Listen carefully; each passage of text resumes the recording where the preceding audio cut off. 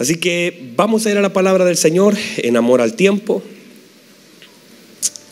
Por favor, vaya al libro de Primera de Corintios, capítulo 15. Saludamos a nuestros queridos hermanos en línea, a nuestros queridos hermanos que están en línea. Les bendecimos. Qué bendición es saber que podemos llegar a tanto lugar. Me sorprende, hermanos, que a veces yo estaba en Nueva York y de pronto un hermano me saludaba, me decía: nosotros lo vemos a través de la señal de internet. Le conté el día jueves a algunos hermanos que me invitaron a comer, unos hermanos que vinieron hace como un año acá de Estados Unidos y que supieron que yo iba para allá y me invitaron a comer. Y yo decía que bueno, porque nosotros les sembramos en Consolidación un sándwich y yo coseché unas pastas allá. Entonces, como los hermanos en diferentes lugares nos ven y somos de bendición para mucha gente. Y cuando digo somos, no es solamente yo, sino que todos aquellos que participamos, aquellos que sirven. Los hermanos me decían, Jeff me decía algo muy especial, me decía que del momento que entró a ese lugar. Voy a hablar un poquito de eso. Jeff es una persona que iba a la iglesia, pero no tenía como un compromiso muy asumido con el Señor. Usted conoce hermanos que de pronto van, pero como que van, pero que tampoco están tan comprometidos.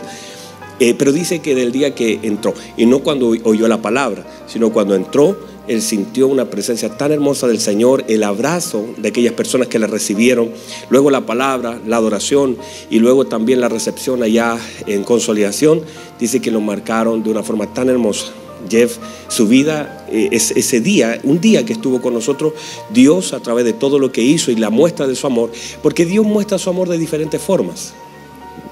Dígame amén. Dios muestra su amor de diferentes formas. Uno puede a veces ser los brazos de Dios para alguien. Uno puede ser la boca de Dios para alguien. Cuando nosotros estamos alineados al Señor, tu boca puede ser tan usada en favor de alguien. Así como la vida está en la boca, también a veces la muerte. Nosotros podemos ser la boca de Dios o la boca del infierno. Nosotros podemos bendecir a alguien o maldecir a alguien con lo mismo. Pero a veces Dios nos permite ser los brazos. Yo veo a gente que entra, y algunos de ustedes que están acá. Hoy día veo a Mauricio, por ejemplo. Miren a Mauricio. ¿Es tu primer día de Ujier o ya había estado? Yo no te había visto, pero mire cómo se ve Mauricio. Usted no lo reconoce. Cuando llegó acá, opaco, mal, distante, y ahora me abrazó, ahora está de Ujier. Hemos visto, y miren qué hermoso esto. Es ver la transformación de alguien delante de tus ojos. Una cosa es que te lo cuenten, ¿cierto? Y digan pero otra cosa es ver cómo Dios transforma a alguien delante de tus ojos. Y eso es hermoso. Porque hay gente, por ejemplo, yo digo de Matías o Jorgito que está ahí atrás. Jorgito era bueno. Jorgito, yo creo que de chiquitito fue bueno. La mamá que me diga, amén, está por ahí. Se nota que Jorgito es un buen muchacho. Hay otros que no fueron tan buenos. Pero Dios y su gracia los alcanzó. Y delante de tus ojos hay cosas que comenzaron a ser soltadas, cosas que comenzaron a cambiar. Yo recuerdo Mauricio que está ahí. Mauricio al principio era tosco, ahora te abraza, ahora es sensible a la voz del Espíritu Santo. Tú a veces lo ves, lloras como un niño y ya secando sus lágrimas. Y qué hermoso ver cómo Dios va transformando el corazón de alguien que de pronto estaba duro, pero Dios lo comienza a transformar. Por eso es importante que usted y yo también seamos una extensión de los brazos de Dios para alguien.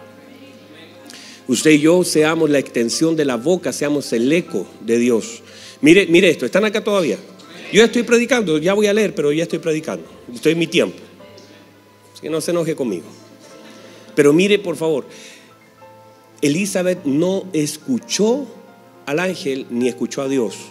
Elizabeth escuchó a su marido Zacarías y creyó lo que su marido le dijo. ¿Por qué? Zacarías fue el eco de lo que Dios le habló. Uno puede ser el eco de Dios cuando uno está alineado su boca a la palabra de Dios. Uno puede ser los brazos de Dios. ¿Cuántas veces nos ha pasado? Aquí está ministro Marcelo, que mi esposo un día me dijo, cuando ministro Marcelo me abrazó, yo sentí el abrazo del Padre. ¿No le ha pasado a usted que alguien te abrazó? Y era Simón, era Marcelo, era quien sea, pero te abrazó, y por la gracia de Dios en la vida de esa persona y con el corazón alineado de esa persona en Dios, te abrazaron y tú sentiste que Dios te estaba dando un abrazo. Cuando escuchaste la voz de Dios en la boca de un hombre. Y tú eras un hombre, un predicador, alguien que estaba compartiendo la palabra, pero de pronto predicó y tú sentiste que era Dios el que te estaba hablando. ¿No le ha pasado a usted? A mí me ha pasado. Yo he estado sentado ahí, de pronto alguien está predicando y el que predica de pronto dice algo y yo digo, este fue Dios. Porque tú puedes ser el eco de Dios. Si tú estás alineado a Dios, tu boca puede ser usada por Dios para bendecir la vida de alguien. Tus manos, tus oídos. O sea, tú eres un eco de lo que Dios quiere hacer aquí en la tierra. De hecho, Dios ocupa tus brazos para abrazar. Dios ocupa tus manos para dar. Dios ocupa tus ojos para ver. ¿Me entienden? O sea, miramos y debemos tener alineados nuestros ojos a los ojos de Dios. Ver como Dios ve. Hablar como Dios habla, oír como Dios oye, entender que debemos entonces tener la naturaleza de Cristo impartida para que nosotros podamos reflejar de alguna forma a Cristo en nuestra vida. Eso es reflejar a Cristo en nuestra vida. No es solamente saberse 2 versículos de memoria, que no está mal, eso está bien, pero ¿qué sentido tiene? Hay gente que se sabe. Yo el otro día me asombré, me encontré con una persona en la calle y él estaba con un cigarro en la mano y me hablaba del Señor tan suelto. Yo dije, y no tenía por dónde, me hablaba de cosas entre groserías y Biblia. Y ahí pensaba que estaba bien. Hay personas aquí que han entrado borrachitos y te sabe la Biblia más que Simón. Y Simón sabe. Pero te hablan, hay personas que tú atiendes acá afuera y no, si el Señor me dice, Jehová mi pastor, nada me falta. Y se lo saben. El tema es que se lo saben, pero no lo viven, no tienen. Una cosa es saber Biblia y otra cosa es tener el Espíritu de Cristo. La Biblia, el diablo le recitó la Biblia a Jesús. Él se la recitó.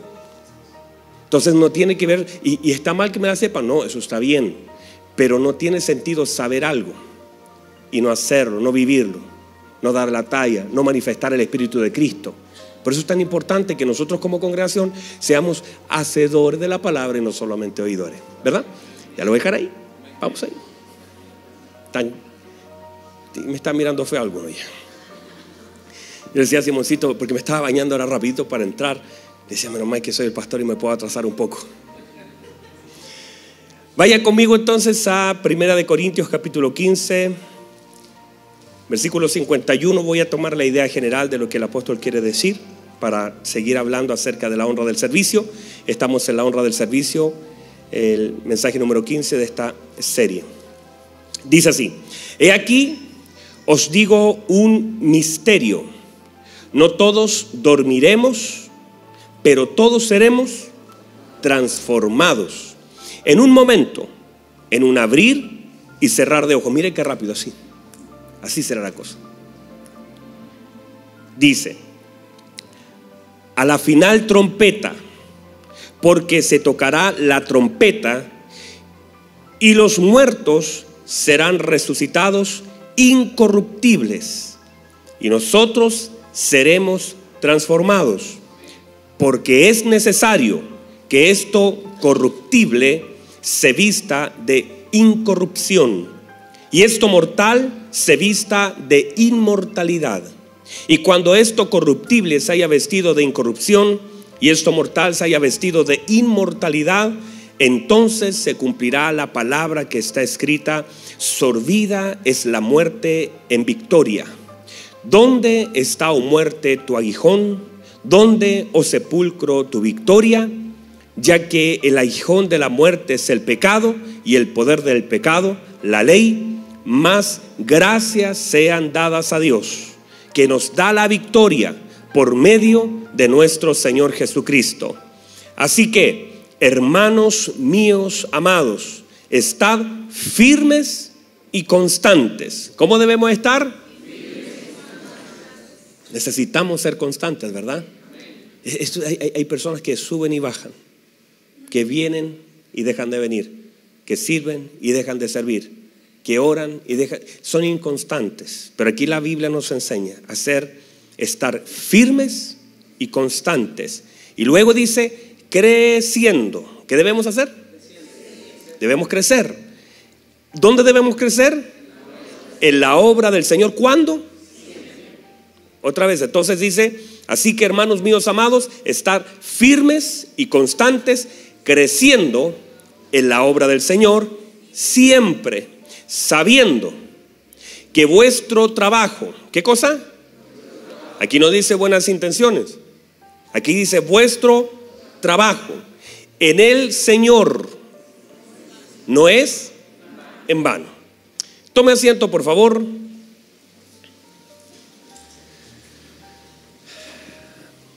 Muy bien.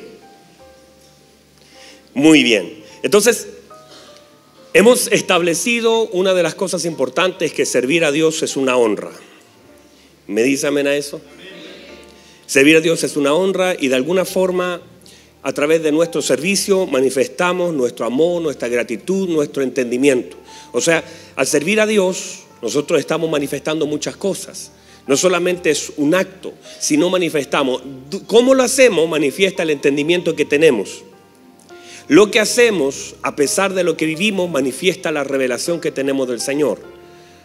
El compromiso de nuestra vida, la gratitud, son de alguna forma los motores más fuertes a nuestro servicio. No es la necesidad en un lugar.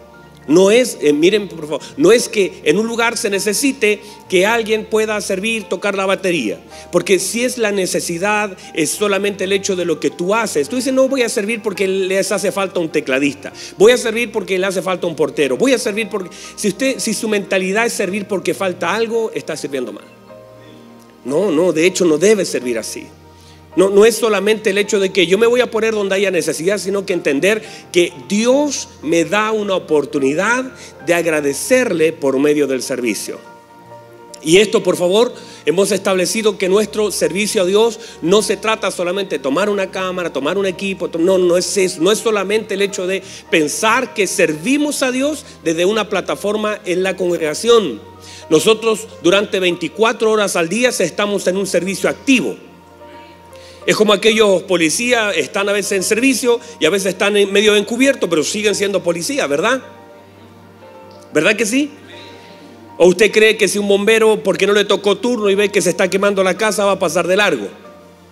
No, él va a reaccionar, porque en sí mismo, él se sabe que él tiene un llamado, una obligación, un deber. Así cualquiera de nosotros hemos sido llamados. Del momento en que el Señor llegó a nuestra vida, que el Señor se nos reveló, que las cadenas cayeron, que la venda de nuestros ojos se salió, desde ese momento debemos comenzar a servir y hacerlo de la forma en como se nos pide, con alegría, con gozo, con pasión, con humildad. No puede haber soberbia en nuestro servicio, porque Dios, la Biblia dice que resiste a los soberbios, pero da gracia a los humildes. Y operar en soberbia, en altivez, no es operar en el Espíritu de Cristo. El apóstol Pablo nos enseña a servirnos en amor los unos a los otros. Entonces no podemos nosotros tener altivez en nuestro corazón. No hay competencia en el servicio, no es comparación. No voy a compararme con otro. Yo saco mejores fotos, yo toco mejor, yo canto mejor. Si está eso en nuestro corazón, en realidad estamos lejos del Espíritu de Cristo. No es competencia, no es compararnos, no es mirar lo que haces tú y lo que hago yo. No tienen comparación. Es el proceso de Dios en mi vida, dando lo mejor que yo puedo dar de acuerdo a lo que entiendo que Dios me pide. Pero nuestro servicio a Dios es constante, es permanente.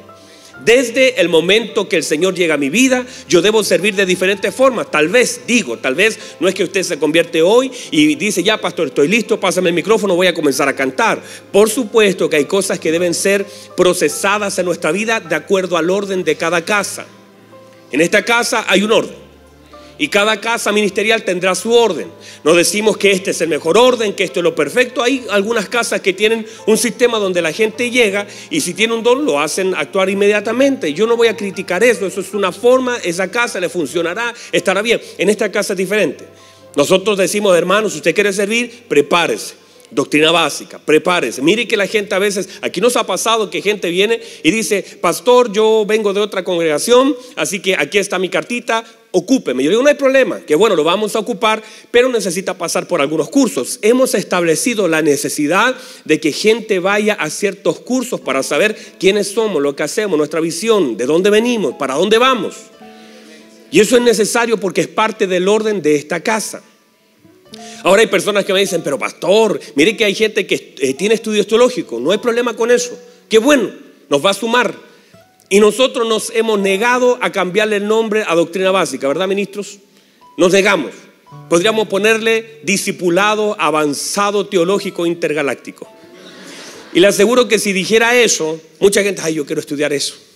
Porque asumiría que lo que se enseña es de un nivel extraordinario, pero le decimos doctrina básica. Y diciendo doctrina básica probamos el corazón de la gente. Porque cuando te dicen vas a ir a doctrina básica, mucha gente dice, ay, pero si yo estudié, ¿para qué voy a ir? Pero no es solamente el afán de meterte algo diferente, de molestar tu vida, es también parte de un proceso. Mire que todo en la vida natural y espiritual es parte de un proceso. Jesús no se saltó el proceso. Su Señor no se saltó el proceso. Su Señor entró al vientre, pasó 9 meses. ¿Pudo haber nacido en uno? Sí. ¿Pudo haber nacido en uno? Claro que sí. ¿Pudo haberse saltado el vientre? También, porque era el Señor. Pudo haber nacido y a los 2 días tarde de 30 años también. Pero él no se saltó el proceso. Él fue niño. A él le dijeron los papitos, en algún momento le tiraron sus orejitas. Y la Biblia dice que estuvo sujeto en todo. Le enseñaron a hablar sus padres. ¿Usted cree que Dios no tenía poder para hacerlo hablar al año? ¿Usted no cree que Dios no tenía poder para hacerlo caminar a los 2 meses y correr si quería? Claro. Pero él pasó los procesos necesarios hasta llegar a los 30. Es más, incluso se fue a bautizar sin la necesidad de hacerlo, para mostrarnos el modelo de la obediencia. Y mire lo que le dice a Juan: es necesario que cumplamos toda justicia. Porque Juan se asombra, dice: y tú vienes a mí para que yo te bautice. Pero si tú eres el que quita el pecado, yo no soy digno de desatar tus sandalias. Dice: no, es necesario que cumplamos toda justicia, porque así conviene. O sea, hagamos lo que tengamos que hacer de acuerdo a lo que el Padre ha establecido. Y ya, y se solucionó el tema. Entender entonces que nosotros debemos también, en cada casa ministerial hay órdenes. Acá tenemos uno. Hay gente que dice: ay, pero es que mi iglesia, eso es en su iglesia. Me alegro que venga de otro lugar, pero está en una casa. Simoncito ha ido a mi casa, y en mi casa servimos agua primero, postre. Si queremos el postre del principio, lo servimos del principio en mi casa. No, es que en Venezuela el postre, no, en mi casa va de los primeros. Y por sentarse en mi mesa, él tiene que entender. Ahora, entendamos esto: no es malo, te genera comunión. El estudio te genera compartir. Vamos viendo el proceso del Señor en tu vida. Por eso cada lugar tiene un orden. Mire por favor lo que dice la palabra del Señor en Mateo capítulo 8, versículo 14. Mire por favor lo que dice. Dice: vino Jesús a la casa de Pedro. ¿A la casa de quién? A la casa de Pedro. Y vio a la suegra. ¿A quién vio? ¿Ve que las suegras son bíblicas? Vio a la suegra. Vio a la suegra de este postrada en cama, con fiebre. Y tocó su mano y la fiebre le dejó. Y ella se levantó y les servía. Y cuando llegó la noche, trajeron a él a muchos endemoniados, y con la palabra echó fuera a los demonios. ¿Con qué echó fuera a los demonios? Con la palabra. Y sanó a todos los enfermos. ¿A cuántos sanó? A todos los enfermos, para que se cumpliese lo dicho por el profeta Isaías, cuando dijo: él mismo tomó nuestras enfermedades y llevó nuestras dolencias. Ahora, nótese que aquí hay 2 grupos. Un grupo es toda esa multitud que vino para ser sanada, enfermos y endemoniados. Y dice la Biblia que sanó de todas las enfermedades, y las otras versiones dicen que vinieron muchos enfermos de la mañana hasta el anochecer. El tema es que el Señor sanó de todas las enfermedades. Cuánta enfermedad hubiera y cuánto demonio había, el Señor los sanó, ¿verdad? Pero a la suegra de Pedro solamente, ¿qué tenía? ¿Qué tenía? Fiebre. O sea, solamente tenía fiebre, estaba acostada. Pero los otros enfermos tenían de diferentes cosas y estaban endemoniados y todos. Ahora, hay una diferencia entre ese grupo y la suegra de Pedro. Los otros no aparecen en ninguna parte que le sirvieron. Y de la suegra se dice: la sanó e inmediatamente, dice, le servía. O sea, mire la gran diferencia entre mucha gente que fue sanada y mucha gente que fue liberada, y una señora. Por eso Dios bendiga a la suegra, hermano. Amén, dice. Debe estar cerquita la suegra por ahí. Digo, el hecho es que el ejemplo es este. Mucha gente recibió sanidad, pero no se dice que la gente lo servía. Pero una señora dice que fue sanada de algo que tal vez fue menor que todos los otros, pero ella sí lo servía. Esto es que a veces mucha gente recibiendo tanto hace tan poco. Y muchos otros recibiendo tan poquito hacen tanto. De hecho, a veces, y esto no tiene que ver, ¿están acá todavía? Esto no tiene que ver porque uno podría decir, ay pastor, mire, hay gente que no tiene mucho testimonio que contar en función de no era un drogadicto, no fuera alcohólico, no golpeaba a la señora, no se sanó un cáncer. No, el testimonio no tiene que ver mucho con lo que nosotros hacemos por el Señor, sino que es, porque hay gente que, mire, yo conozco, yo oré por personas. Recuerdo, y lo he mencionado un par de veces, por personas que estaban a punto de morir. Llevé a un hombre que no pesaba más de 38 kilos, lo llevé en brazo a la iglesia. Le habían dado un par de días de vida, era mi compañero de trabajo, Julio se llamaba. Lo tomé en brazo, lo llevé a la iglesia, él lloraba de camino y me decía si el Señor me sana. Tenía un cáncer muy extraño que le había secado toda la piel y él ya no podía ni hablar, estaba rígido. Entonces yo lo llevé, me recuerdo, lo bajé junto a su familia en brazos, lo deposité en las bancas de la iglesia y él me decía, si Dios me sana le voy a servir, si Dios hace un milagro. Mira mis hijos, tenía hijos pequeñitos, con la congregación, con la iglesia, oramos, buscamos del Señor, hermano, le pedimos, le rogamos a Dios que lo sanara y Dios en su eterna misericordia lo sanó.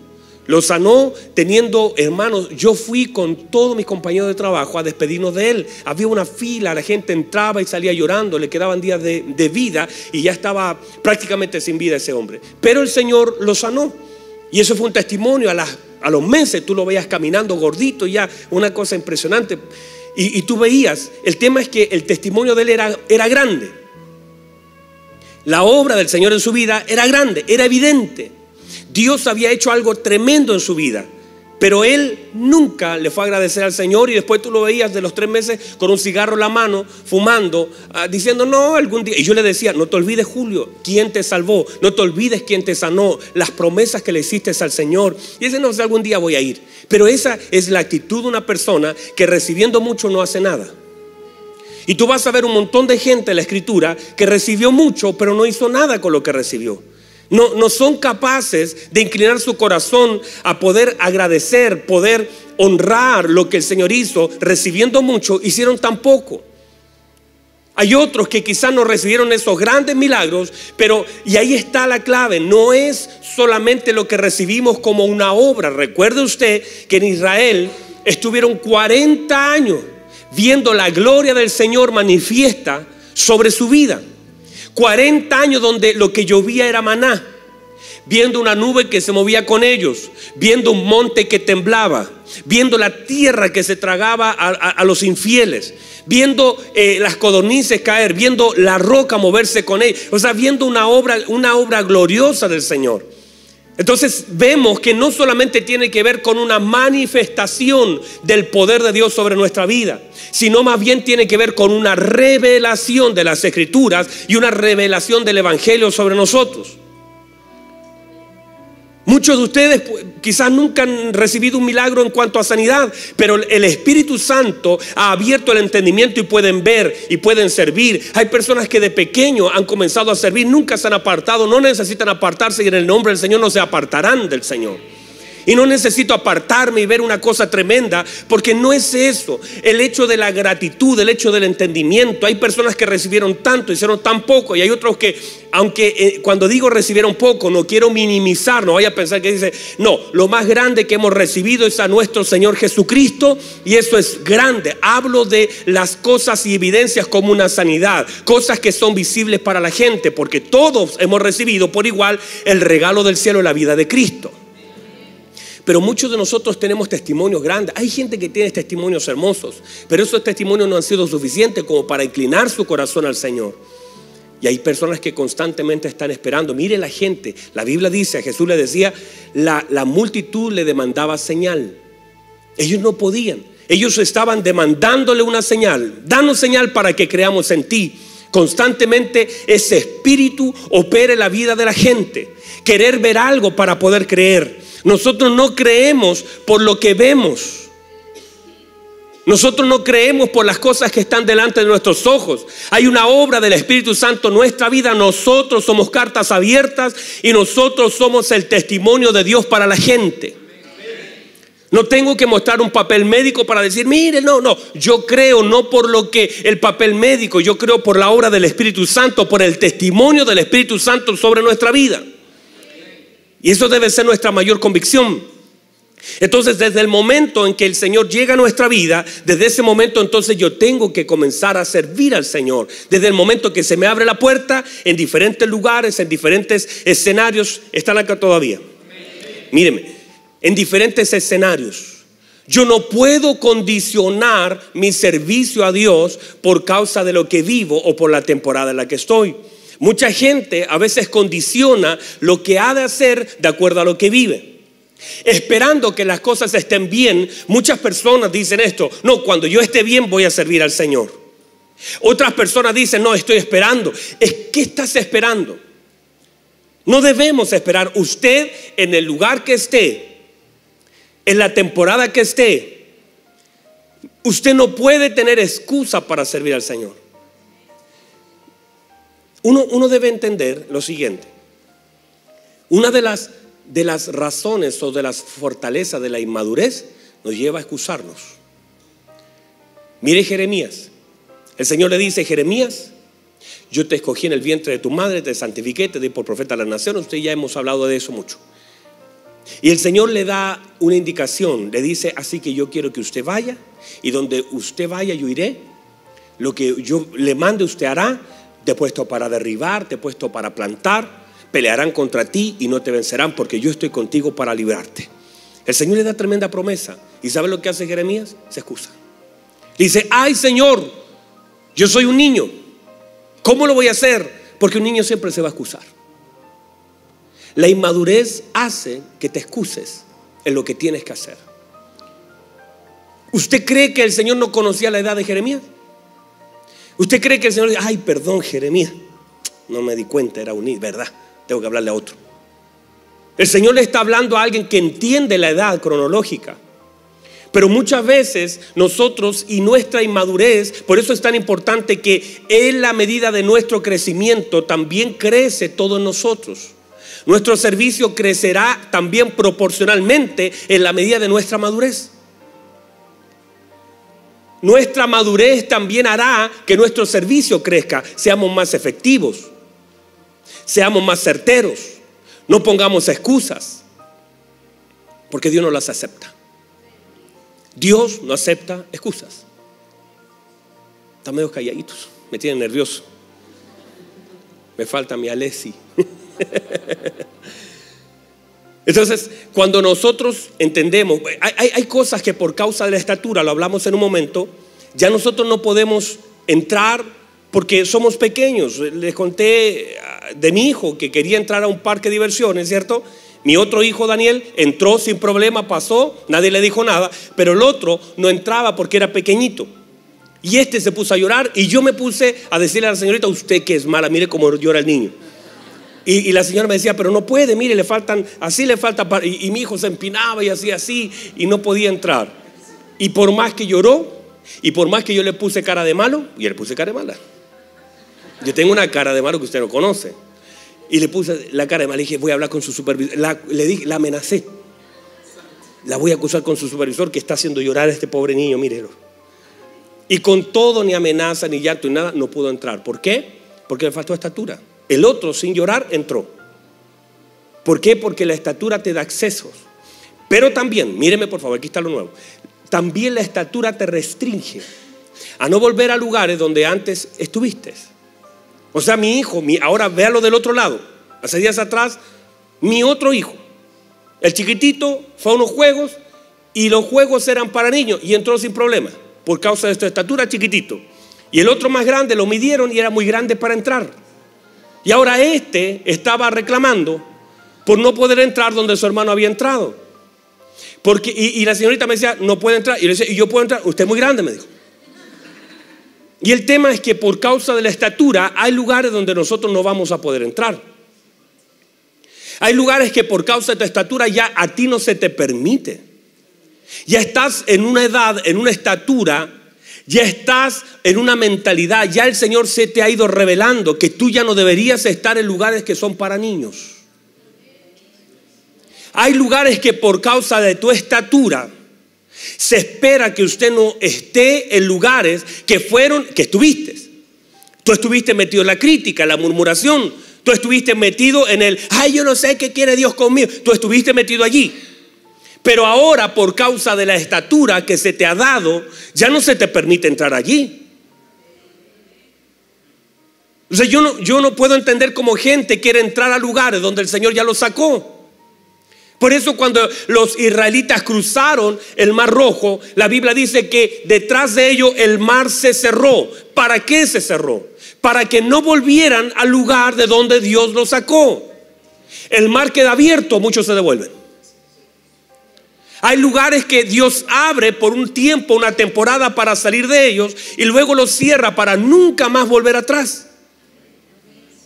Hay lugares donde Dios ya cerró la puerta. Yo no puedo querer volver del lugar donde Dios me sacó.